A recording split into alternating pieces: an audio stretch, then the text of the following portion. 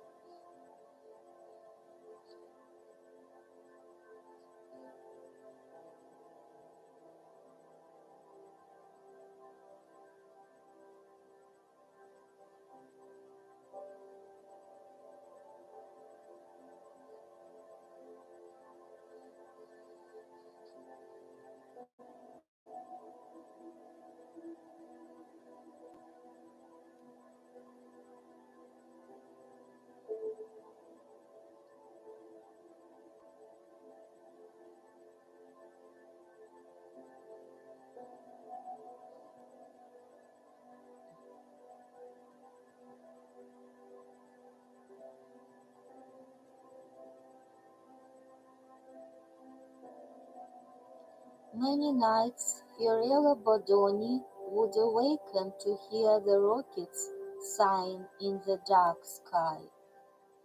He would tiptoe from bed, certain that his kind wife was dreaming, to let himself out into the night air. For a few moments he would be free of the smells of old food in the small house by the river. For a silent moment he would let his heart soar alone into space, following the rockets. Now, this very night, he stood half naked in the darkness, watching the five fountains murmuring in the sky, the rockets on their long wild way to Mars and Saturn and Venus. Well, well, Bodoni started. On a milk crate by the silent river sat an old man, who also watched the rockets through the midnight hush. "Oh, it's you, Bramant. Do you come out every night, Bodoni?" "Only for the air." "So I prefer the rockets myself," said old Bramant. "I was a boy when they started, 80 years ago, and I've never been on one yet." "I will ride up in one some day," said Bodoni. "Fool!" cried Bramant, "you'll never go. This is a rich man's world." He shook his grey head, remembering. "When I was young they wrote it in fiery letters, the world of the future, science, comfort, and new things for all. Ah, 80 years! The future becomes now. Do we fly rockets? No. We live in shacks like our ancestors before us." "Perhaps my sons," said Bodoni. "No, not their sons," the old man shouted. "It's the rich who have dreams and rockets." Bodoni hesitated. "Old man, I've saved $3,000. It took me 6 years to save it, for my business, to invent in machinery. But every night for a month now I've been awake. I hear the rockets, I think, and tonight I've made up my mind. One of us will fly to Mars." His eyes were shining and dark. "Idiot!" snapped Bramant. "How will you choose? Who will go? If you go, your wife will hate you for you will be just a bit nearer God in space. When you tell your amazing tip to her over the years, won't bitterness gnaw at her? No, no, yes, and your children? Will their lives be filled with the memory of Papa who flew to Mars while they stayed here? What a senseless task you will set you boys. They will think of the rocket all their lives. They will lie awake. They will be sick with waiting it, just as you are sick now. They will want to die if they cannot go. Don't set that goal, I warn you. Let them be content with being poor. Turn their eyes down to their hands and to your junkyard, not up to the stars. But suppose your wife went. How would you feel knowing she had sinned and you had not? She would become holy. You would think of throwing her in the river. No, Badoni, buy a new wrecking machine which you need and pull your dreams apart with it and smash them to pieces. The old man subsided, gazing at the river in which drowned images of rockets burned down the sky. Good night, said Badoni. Sleep well, said the other. When the toast jumped from its silver box, Badoni almost screamed. The night had been sleepless.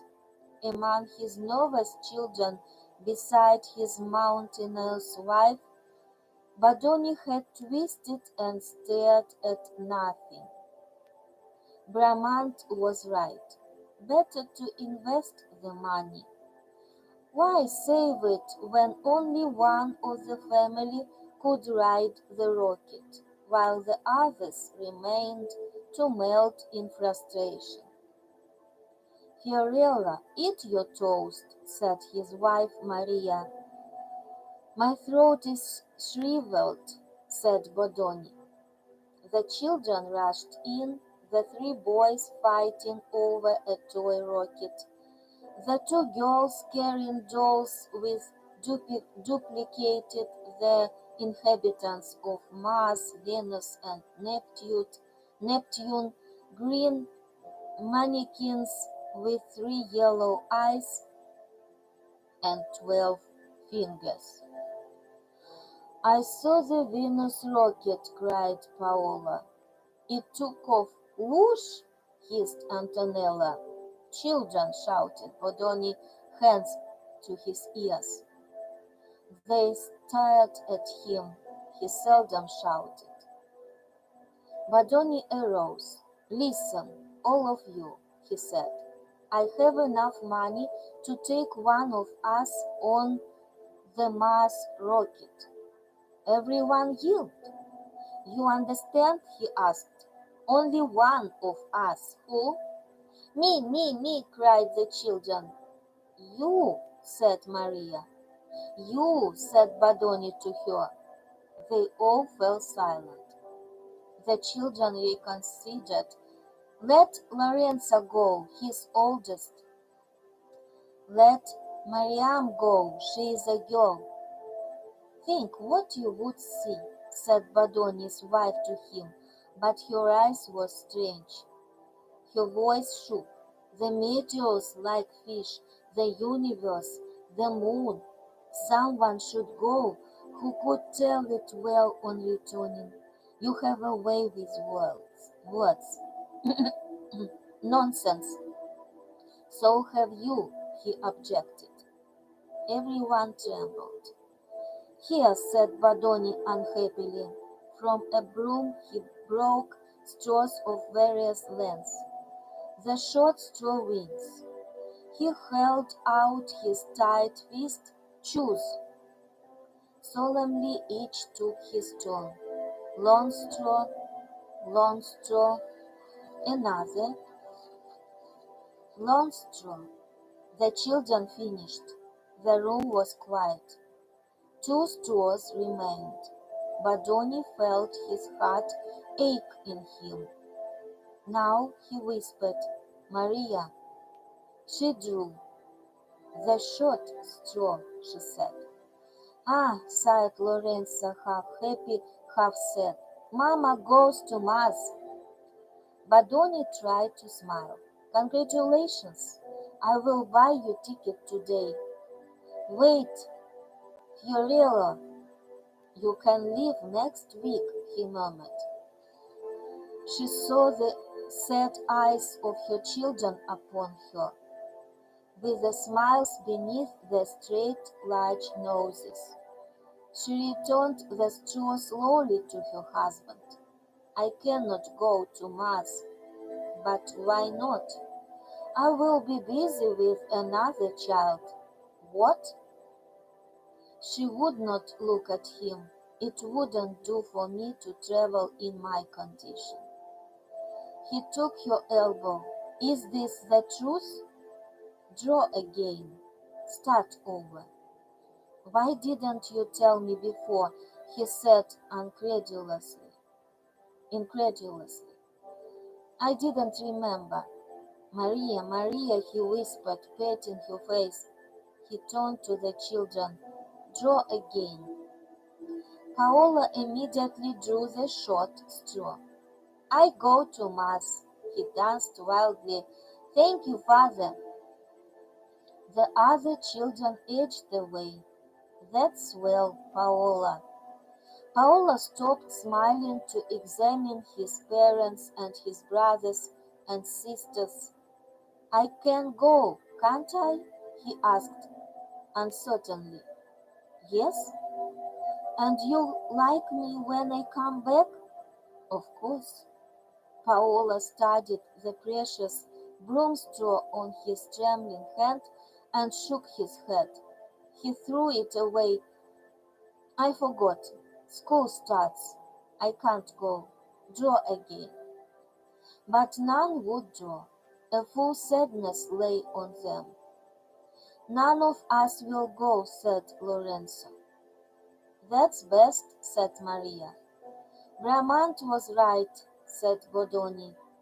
With his breakfast cuddled with him, Fiorello Bodoni worked in his junk yard, ripping metal, melting it, pouring out usable ingots. His equipment flaked apart. Competition had kept him on the insane edge of poverty for 20 years. It was a very bad morning. In the afternoon, a man entered the junk yard and called up to Bodoni on his raking machine. Hey, Bodoni, I got some metal for you. What is it, Mr. Matthews? Asked Bodoni listlessly. A rocket ship. That's wrong. What's wrong? Don't you want it? Yes, yes. He seized the man's arm and stopped, bewildered. Of course, said Matthews. It's only a mock-up. You know, when they plan a rocket, they build a full-scale model first of aluminium. You might make a small profit boiling her down. Let you have her for 2,000. Bodoni dropped his hand. I haven't the money. Sorry. Thought I'd help you. Last time we talked you said how everyone outbid you on junk. Thought I'd slip this to you on the Q.T. Well, I need new equipment. I saved money for that. I understand. If I bought your rocket, I wouldn't even be able to melt it down. My aluminum furnace broke down last week. Sure, I couldn't possibly use the rocket if I bought it from you. I know. Badoni blinked and shut his eyes.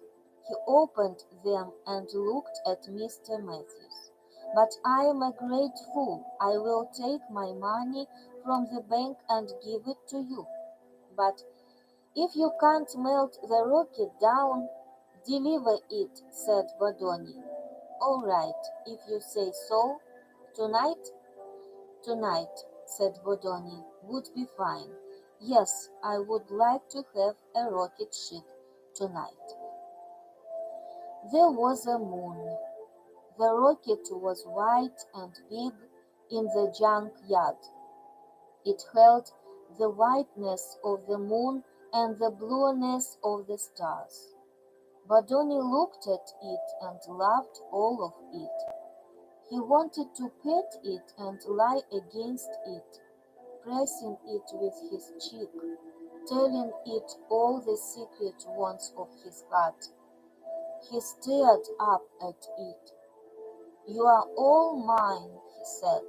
"Even if you never move or spit fire and just sit there and last for 50 years, you are mine." The rocket smelled of time and distance. It was like walking into a clock. It was finished with Swiss delicacy.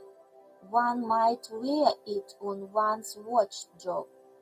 "I might even sleep here tonight," Bodoni whispered excitedly. He sat in the pilot seat. He touched a lever. He hummed in his shut mouth, his eyes closed. The humming grew louder, louder, higher, higher, wilder, stranger, more exhilarating, trembling in him and leaning him forward and pulling him, and the ship in a roaring silence and in a kind of metal screaming, while his fists flew over the controls and his shut eyes quivered, and the sound grew and grew until it was a fire, a strength, a lifting and a pushing of power that threatened to tear him in half. He gasped. He hammered again and again and did not stop, for it could not be stopped. It could only go on, his eyes tighter, his heart furious. "Take off!" he screamed. The jolting convulsion, the thunder, the moon, he cried, eyes blind-tight. The meteors, the silent rush in volcanic light. Mars, oh God, Mars, Mars! He fell back, exhausted and panting. His shaking hands came loose of the controls and his head tilted back wildly. He sat for a long time, breathing out and in, his heart slowing. Slowly, slowly he opened his eyes. The junkyard was still there. He sat motionless. He looked at the heaped piles of metal for a minute, his eyes never leaving them. Then leaping up, he kicked the levels. "Take off, damn you!" The ship was silent. "I'll show you," he cried. Out in the night air, stumbling, he started the fierce motor of his terrible wrecking machine and advanced upon the rocket. He maneuvered the massive weights into the moonlit sky. He readied his trembling hands to plunge the weights, to smash, to rip apart this insolently false dream, this silly thing for which he had paid his money, which would not move, which would not do his bidding. "I'll teach you," he shouted, but his hand stayed. The silver rocket lay in the light of the moon, and beyond the rocket stood the yellow lights of his home, a block away, burning warmly. He heard the family radio playing some distant music. He sat for himself an hour considering the rocket and the house lights, and his eyes narrowed and grew wide. He stepped down from the wrecking machine and began to walk. And as he walked, he began to laugh. And when he reached the back door of his house, he took a deep breath and called, "Maria, Maria, start packing, we are going to Mass." "Oh, I can't believe it. You will, you will." The children balanced in the windy yard under the glowing rocket, not touching it yet. They started to cry.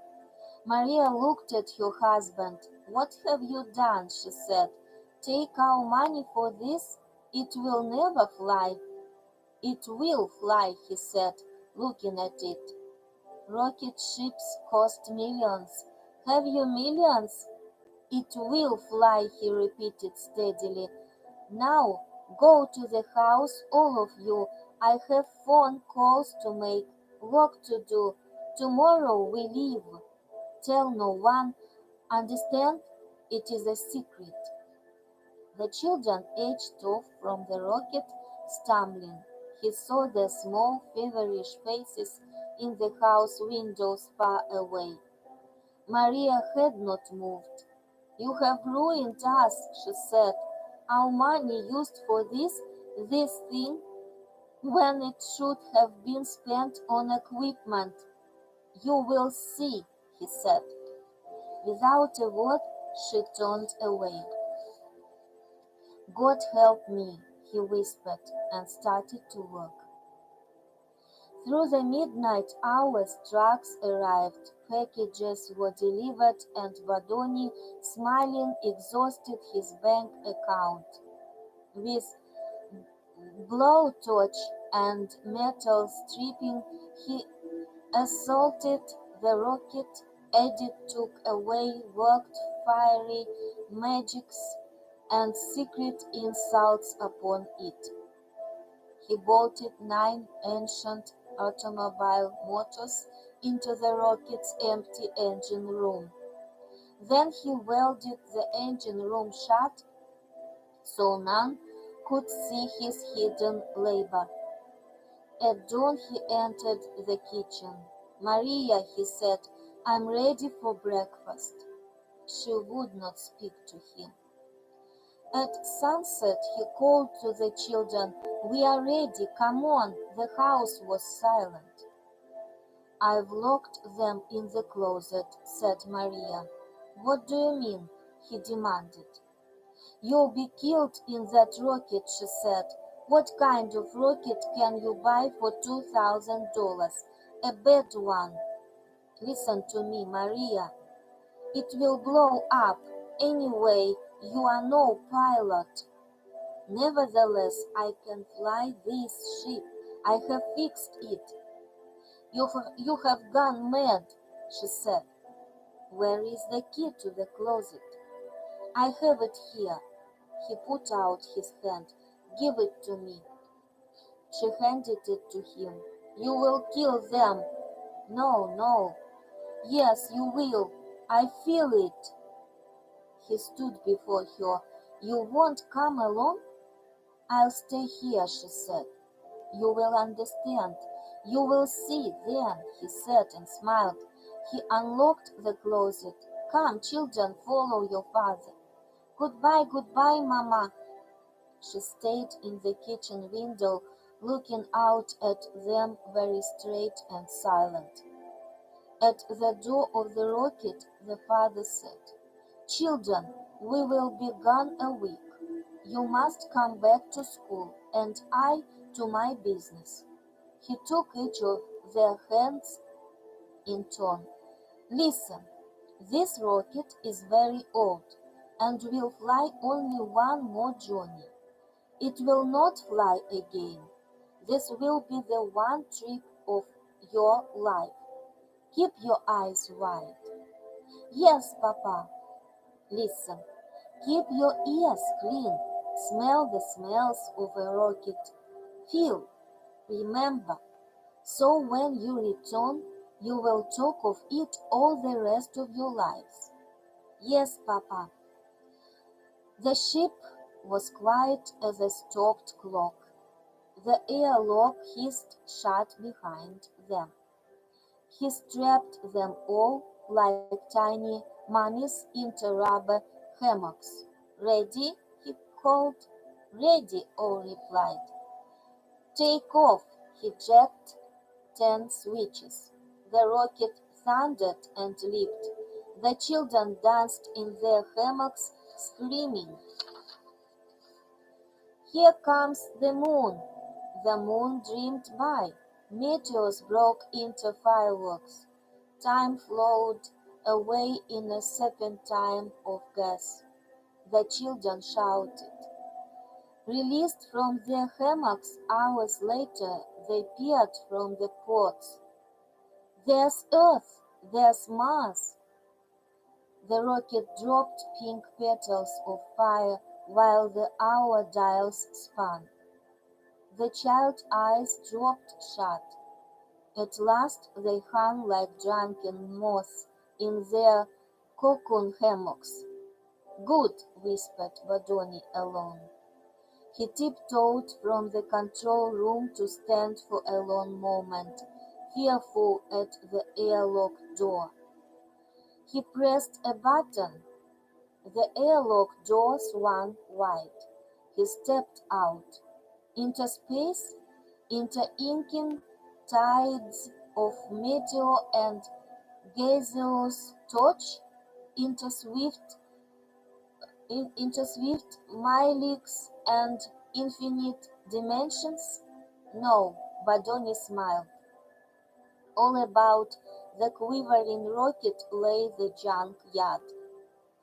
Rusting, unchanged, there stood the padlocked junk yard gate, the little silent house by the river, the kitchen window lighted, and the river going down to the same sea. And in the center of the junk yard, manufacturing a magic dream, lay the quivering, purring rocket, shaking and roaring, bouncing the nettled children like flies in a web. Maria stood in the kitchen window. He waved to her and smiled. He could not see if she waved or not. A small wave, perhaps, a small smile. The sun was rising. Badoni withdrew hastily into the rocket. Silence. All still slept. He breathed easily. Tying himself into a hammock, he closed his eyes. To himself he prayed, "Oh, let nothing happen to the illusion in the next 6 days. Let all of space come and go, and red Mars come up under our ship, and the moons of Mars, and let there be no flaws in the color film. Let there be 3 dimensions. Let nothing go wrong with the hidden mirrors and screens that mold the fine illusion. Let time pass without crisis." He awoke. Red Mars floated near the rocket. "Papa!" the children threshed to be free. Badoni looked and saw red Mars, and it was good, and there was no flaw in it, and he was very happy. At sunset on the 7th day, the rocket stopped, shuddering. "We are home," said Badoni. They walked across the junk yard from the open door of the rocket, their blood singing, their faces glowing. "I have ham and eggs for all of you," said Maria at the kitchen door. "Mama, Mama, you should have come to see it, to see Mars, Mama, and meteors and everything." "Yes," she said. At bedtime, the children gathered before Badoni. "We want to thank you, Papa." "It was nothing." "We will remember it for always, Papa. We will never forget." Very late in the night, Badoni opened his eyes. He sensed that his wife was lying beside him, watching him. She did not move for a very long time, and then suddenly she kissed his cheeks and his forehead. "What's this?" he cried. "You are the best father in the world," she whispered. "Why?" "Now I see," she said. "I understand." She lay back and closed her eyes, holding his hand. "Is it a very lovely journey?" she asked. "Yes," he said. "Perhaps," she said, "perhaps some night you might take me on just a little trip. Do you think?" "Just a little one, perhaps," he said. "Thank you," she said. "Good night." "Good night," said Fiorella Bodoni.